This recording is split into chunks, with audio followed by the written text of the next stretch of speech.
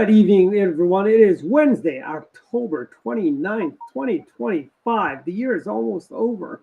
We are a stone's throw from Halloween. Welcome to Direct Line Live.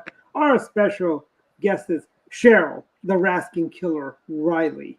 She is running for U.S. Congress in District 8. She is going to take down Jamie Raskin, the most progressive member of the United States Congress. Welcome to the show. And our hosts tonight are Mark Unkefer and Jackie Saxton. Take it away, guys. I feel like we've just gotten added to some watch list on YouTube. We did. Without a doubt, we did. Hi, everyone. Thank you so much for having me. So I think we'll jump right into it. You know, Cheryl, you're not an unknown person to us. This is not your first time taking on Jamie Raskin. So tell us what made you decide to come back for another try. Well, you know, I didn't do too poorly last year, given the many obstacles. And this isn't to play victim. This is to show people the reality of what a Christian conservative woman has to go through in Montgomery County politics. That my race was essentially censored. You couldn't find my race anywhere. The DC metro region media pretended like I didn't exist, so I was not invited to speak anywhere. So it was a little bit challenging on that front, where you had Jamie Raskin, who had free airtime as an incumbent. So I, did not do poorly. And I heard from many people that said, I would have voted for you. I don't like Jamie Raskin. I hear that often. I'm not just saying that because he's my opponent, but honestly, I hear that often, even on the Eastern Shore. Everyone knows Jamie Raskin. And I thought, you know what? I'm not going to give up now. I'm not. I was able to retain 70,000 votes, which is not great, but it wasn't bad, given that it was pretty much a hidden race. And it was pretty much me doing it myself. So I thought, you know what? No, there's no way I'm going to let him do this again without at least a much bigger fight. I ran for county council in 22 and last year against Jamie. And again, I've learned much along the way, and he's in for it. He's in for it this year. That's great news. You know, it's interesting that so many candidates get frustrated after they've run once.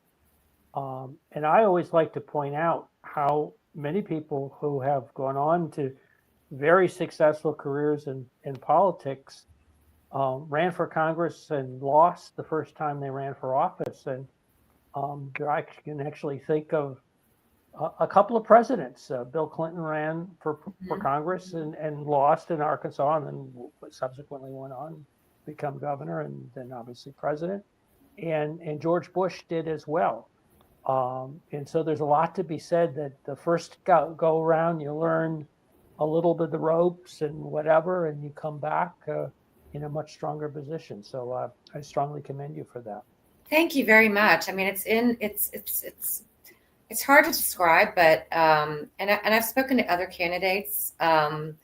It's hard to describe, but once you get that calling, if you will, and that's what I attribute it to, because I was planning on running for county council last year, or wait until to run for this year. And literally one night, it had to have been 1:00 in the morning. I said, "What am I doing? What am I doing? I need to run against Jamie Raskin." Right. And I called my father at 1:00 in the morning and said, "Do you think I'm crazy?" He said, "No, absolutely not. We're driving tomorrow and you're going to file." And I did, after I called my treasurer, who I trust and adore, and said, "Do you think I'm crazy?" He said, "Absolutely not." So yeah, it kind of is part of you at some point. And I love every minute of it. I think because I love my county so much, and I detest people that deliberately destroy and deceive and lie to harm others. And That's what I'm seeing across the board in Democrat run and controlled for 20 decades, politicians. So what is going to be different about either your messaging or your strategy this time as compared to 2024? I'm hopefully going to have a bigger, I'll have a bigger team behind me. Last year we had some pretty strong candidates in winnable districts. I do use quotations for that. My motto has always been, and I've heard it, I get the look, District 8, no Republican's ever going to win that district. And I say, no, you're wrong. I know the community. I talk to these people. You're wrong. Never say never, because people don't understand or aren't in tune with the hearts and minds of what people are thinking and actually feeling. Unfortunately, most people, and I'm just going to say that the typical Democrats in my county, sort of the more left leaning, they don't pay attention. Everything's fine and dandy to them until it hits home, and that's when they wake up. And certainly with the crime, it's hitting every area. There's not one safe area in Montgomery County. So these people that used to feel sheltered and safe and we're fine, are now getting their cars, stolen. They're getting home invaded. They're getting assaulted. So I just I feel that I'm going to have much more of a presence, if you will. Running kind of a one-woman show. And I did have some great advisors. I had a campaign manager for a while who left to go work with Hogan. The GOP, any volunteer that volunteered to door knock and to help candidates went to candidates who I adore very much. But they viewed my district as unwinnable. Why bother? And I say, why not bother? What if you did bother? Why not give people an actual choice? So that's what I'm feeling, I'm hearing will be the big difference. Montgomery County, my district, certainly is on the map. And let me tell you, Jamie Raskin has made a name for himself nationally. He's probably one of the most hated members of the House. So that cannot hurt me at all. Sure. So I should think that would really help you with being able to fundraise this go around. That precisely. He already has. I'm very vocal on social media, and I get checks from Nebraska, from Alabama, from North Dakota. A $15 check here or there, or an antidote donation from someone that says, "I hate Jamie Raskin. He's the bane of our country. Beat him." So the strategy's wider, and with help from the Republican committees, I feel like I will have a much larger presence and more help, because what any candidate will tell you, as much as I am a doer, and I am, it is very difficult to just do it all on your own. You absolutely need help. And I've always been someone it's been hard for me to ask for help. But no, not this time around. I want everybody, come on in. Anybody that wants to help me, I welcome it.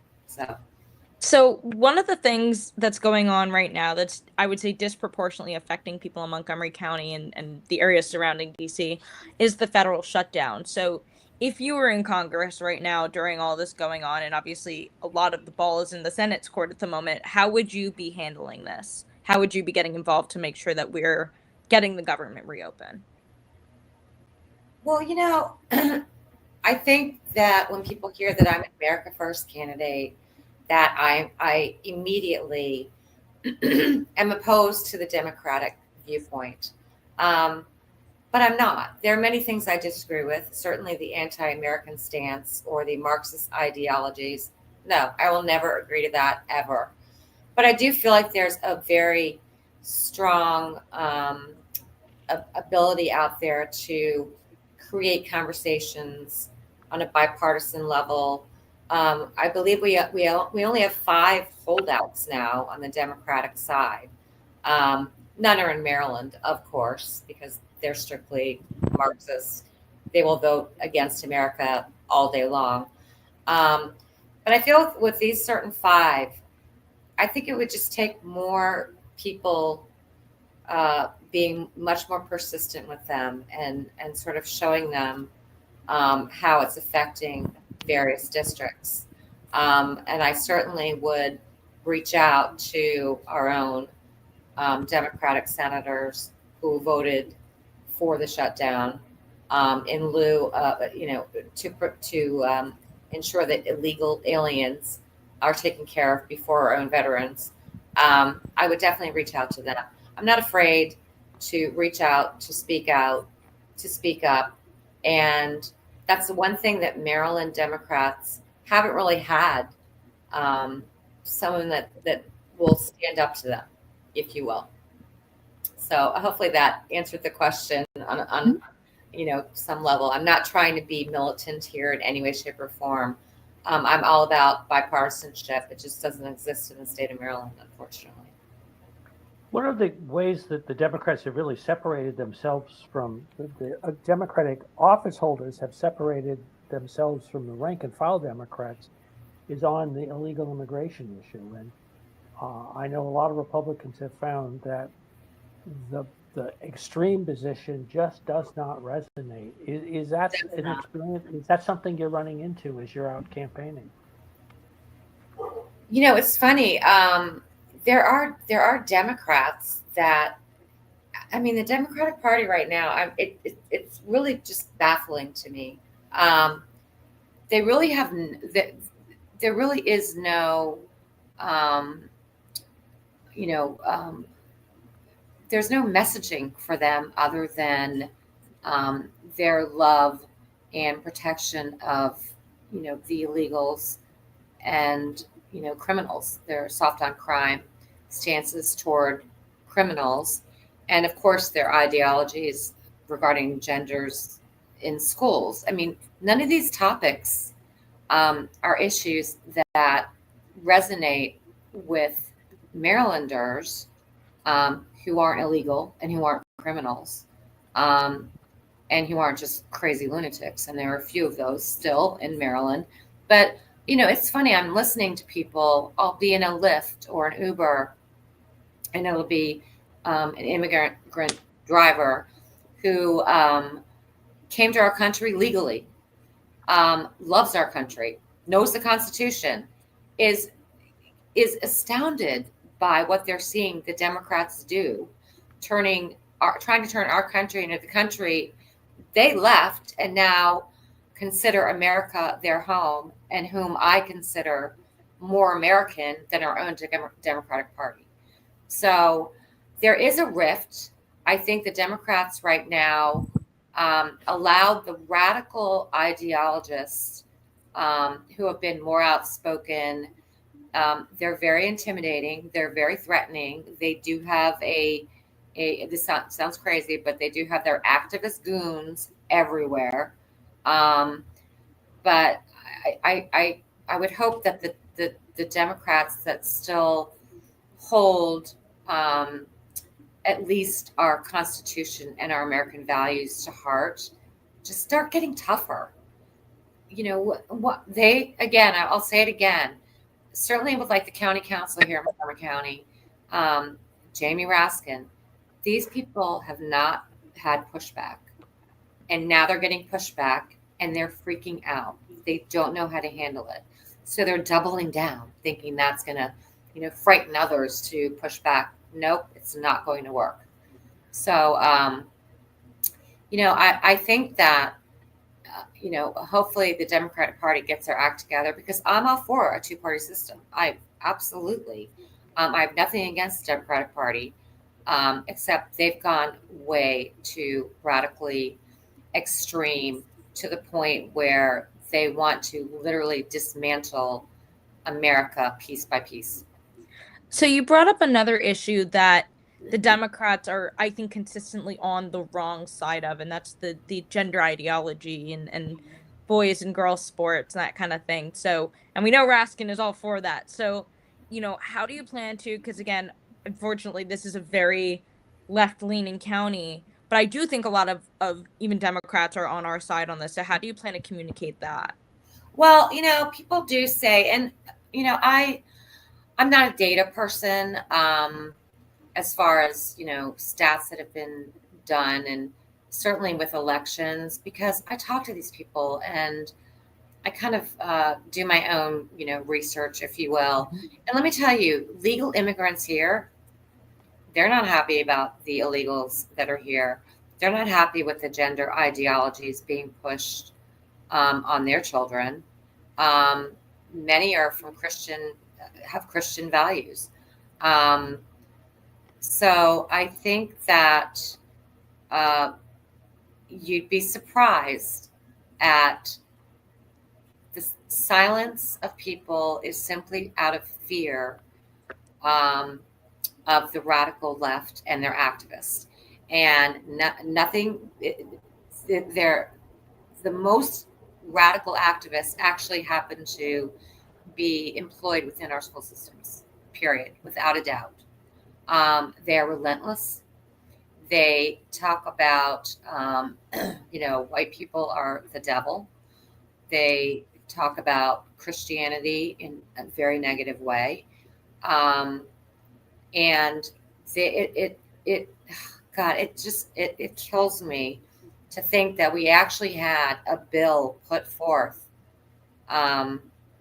in the state house to put condom vending machines in elementary schools. I think a lot of parents were like, I'm sorry, what? You've got, pre-K, kindergartners. That's insanity. I'm sorry. That's insanity. So believe it or not, and, some people kind of chuckle at me, but I know many Democrats who hate Trump. I'm like, fine, put up a poster of him, throw darts at him. I don't care. That's your choice. Hate him all you want. But they've openly said, I don't like the Democratic Party. I don't like what they're doing to Maryland.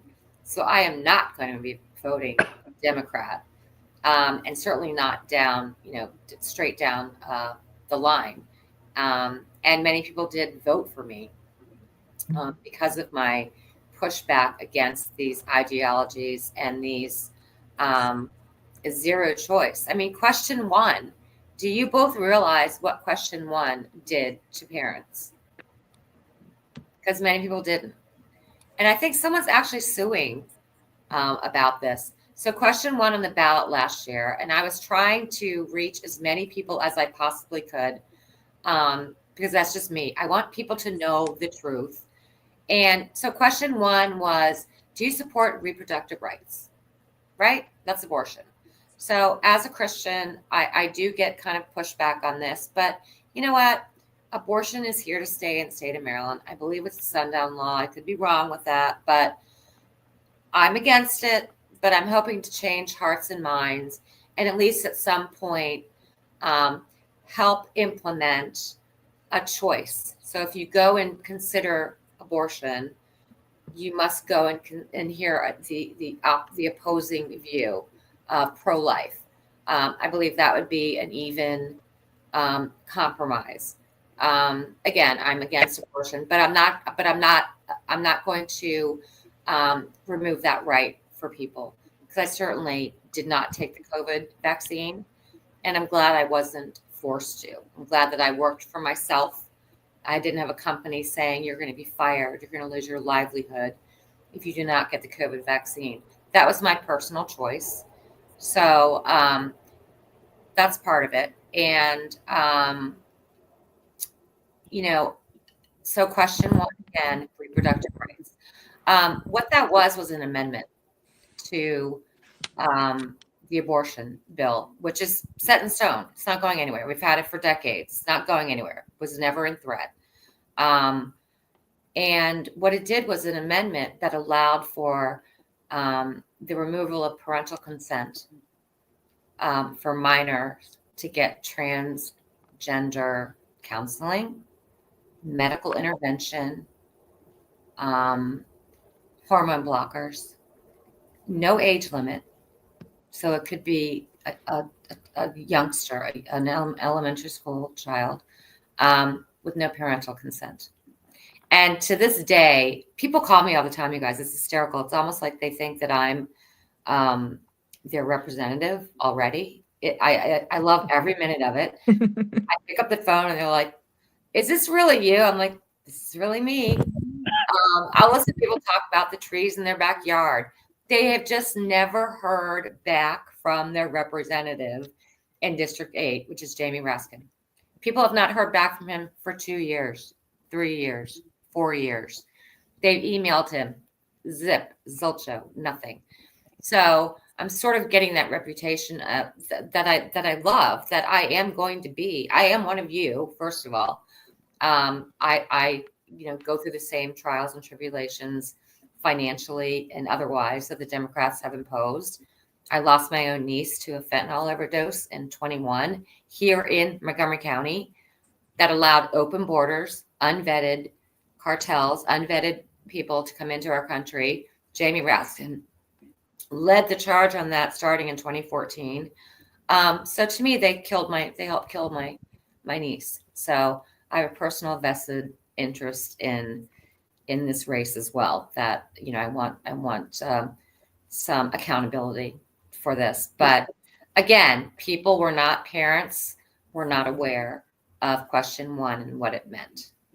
So you've had, because you've run before, I thought you had some, talking off camera, some really interesting insights about election integrity. And I wanted to give you the chance to kind of elaborate as you've campaigned, some of the things that you've seen and the concerns that you've had about the way we run our elections in Maryland. Well, I'm gonna hit both sides because, listen, I have no problem calling out anyone or anything, even if it's within my own party. That's just me. So I believe that, first of all, we have, certainly in Montgomery County, we have a board of elections. And I get it. I understand that Republicans, it's hard to get them kind of energized and motivated, especially when they're being told there's no chance anyone's going to win. No Republicans ever win. We need to stop that messaging right off the bat.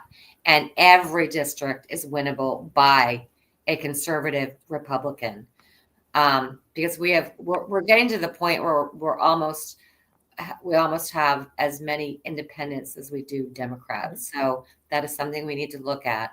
But as far as election integrity, just my own personal views and things that I witnessed, the Democrats have it down pat. Like they've had no oversight. I don't know who oversees the Montgomery County Board of Elections, but I'll tell you what, when they were talking about how safe and secure the elections were, I was watching it in real time, and no, they weren't. I was watching ballot harvesting, bags full of ballots. Some of them weren't even in the proper packaging. So there are different steps that you must take, a protocol. There should be a chain of custody, certainly with elections. At this point, done. We don't need mail-in ballots anymore. It should be over and done with. Done. Unless you're serving overseas, we don't need it anymore. People can go and vote. If there are special circumstances where you physically cannot, we will ensure, either the Democratic Party will or the Republican Party will, we will ensure that you are able to cast your vote. I witnessed election intimidation by the Democrats. I witnessed illegals voting. And I called every hotline that we had for the MD GOP. Nothing ever came of it. Like I was sounding the alarm. And this I started witnessing in 22 during the county council race. I'm not gonna diss the GOP in my own county or the state, but they know they can do better. So we should have a task force. I don't care how they do it, but let Marylanders know that the Maryland GOP is on it, that we are here to fight for their right to vote Republican. And we know what the Democrats have already done to destroy our counties and our states, but that we're here. So I wish they would be much more vocal, and enough of this playing nice. Oh, we secretly love the Democrats. No, we don't. Absolutely not. I grew up in this county, and this county used to be one of the best counties in the nation on every level. My education in high school was the equivalent to a freshman or sophomore college education. Now, kids can't even tell you who the president is, who the first president was. They don't know who the vice president is now. They don't know. So anyway, as far as election integrity, I would absolutely advocate to have some sort of federal intervention. And again, I'm not all about, big government in any way, shape, or form, holding their thumbs over us at all. I'm much more in favor of smaller government that just simply do their job, period, and follow the rule of law. But if it's in the current state that we're in, I would advocate that on a federal level, along with no more mail-in ballots, but we do have some sort of federal eyes and ears at every single voting location, every single district in our nation, and certainly in Montgomery County, who again, they've had no oversight, nobody there to watch the chain of custody in our voting. So one of the other things that's been a hot topic over the last couple months, and in Maryland it's no exception. In fact, there's been some news about it today, is this idea of mid-cycle redistricting. And this idea that they're going to redraw the maps. Yeah, I know you're already. Whoa, I don't even have to ask the question. I'll just let you go. So it's funny. When I ran for county council in 22, they had just redistricted my district, the county district, which was 4. And they named it the Bowtie District. That's how unbelievably gerrymandered it was. It was insane to me. Even now, I'm in District 8, which is Rockville, North Bethesda, Chevy Chase, Silver Spring, Kensington, Wheaton, Potomac. You know what else is in my district? A sliver of Prince George's County. So, the Democrats, they've redistricted to death. And I'm glad that it was, if I'm correct, they were denied as of today on any more redistricting. So, yeah, the Senate president basically said we're not doing that. Thank God. Enough. And yeah, that's all I'm going to say about that because I want to keep it clean. So but we had the lines that in District 8 originally, or in the last 10 years, went from the DC line up to Pennsylvania. It was just everything they could do to basically to take Roscoe Bartlett out, who was Republican from District 6. And they say, and that to me, again, I think that they are in some sort of a panic mode. Not that I wish that on my enemies, but for them, I do, because they've been so deliberate in the harm they've caused the people in our county, and certainly District 8. Jamie Raskin knows exactly what he's doing. So how do people get in touch with your campaign? And you've talked about looking to get more support and volunteers. How do they reach out to you? So I do have I have a website that I actually am revamping, if you will. It's funny, as a candidate, you get hundreds of consultants that, pay us $25,000. And I'm thinking, I have $5,000 in my campaign fund right now. I'm not getting the dark money that the Democrats get, or where do they get their money from funds just yet. I do think this cycle will be different. So I will be getting much more funding, because people are actually listening to me when I say, trust me, every district is winnable. And this is my second go around. And Jamie Raskin, I have ads for months just of him talking, where people will say, that guy's crazy. What? Ads with him freaking out. So anyway, it's Maryland, Cheryl Riley for Maryland.com. And I'm revamping it. I'm not going to create a whole new logo. I'm not going to waste money on that type of stuff, but just revamping my messaging to make it much more powerful, I guess, to really hone in on I'm America First, period.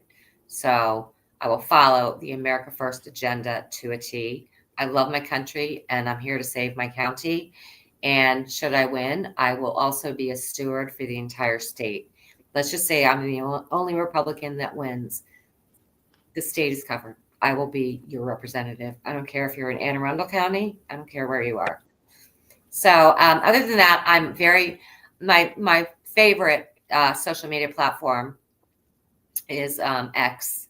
So I'm doing very well there, simply because I'm allowed to be on these conversations. They're called spaces. So they're like giant Zoom calls. I've spoken to General Flynn. I've spoken to many different high profile individuals who are mentioning my name. I've heard the administration is very well aware of who I am, and that I will get some sort of support, maybe not financially, but some sort of thumbs up, because this is my second go around, and I'm showing no fear, and I'm not backing down. So are there any other topics that you want to make sure we touch on before we go to our plugs of the evening?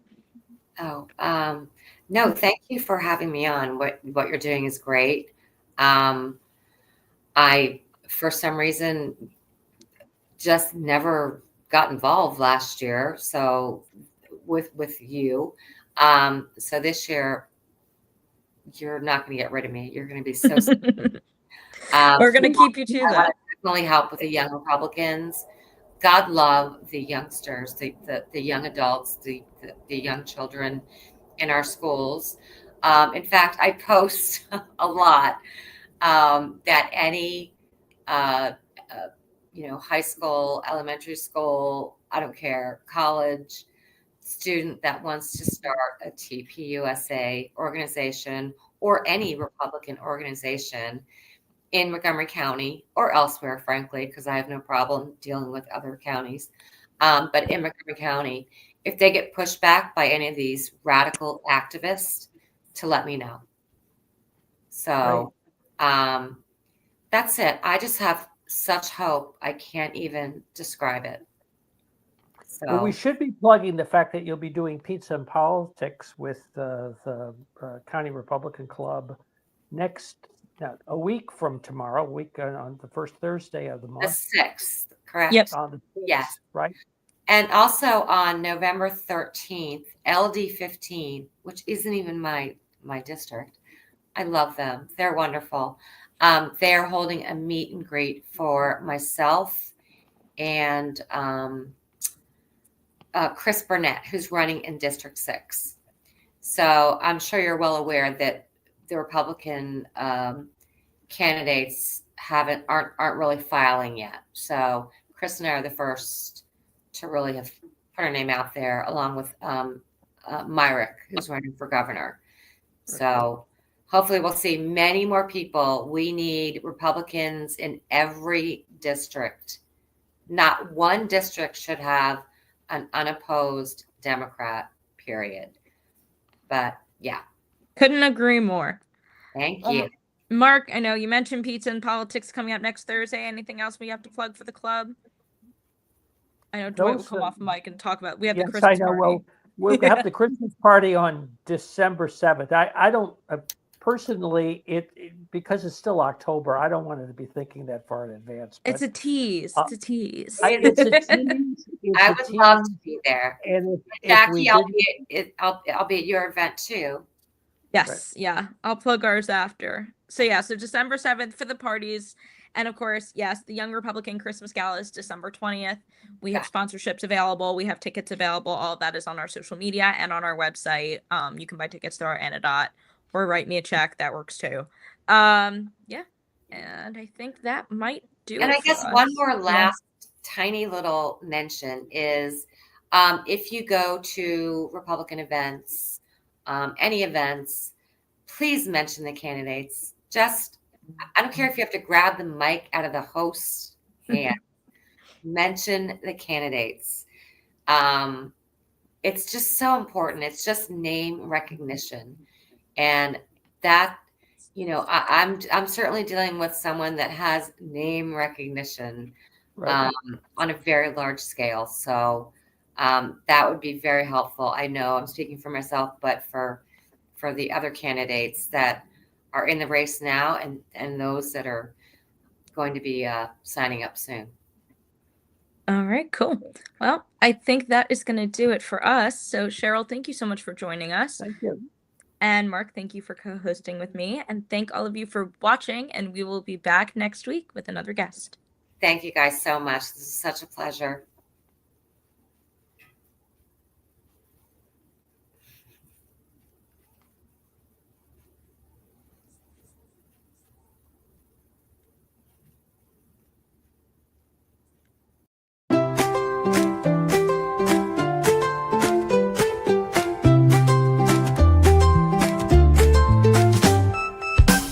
Let's go down to Missoni,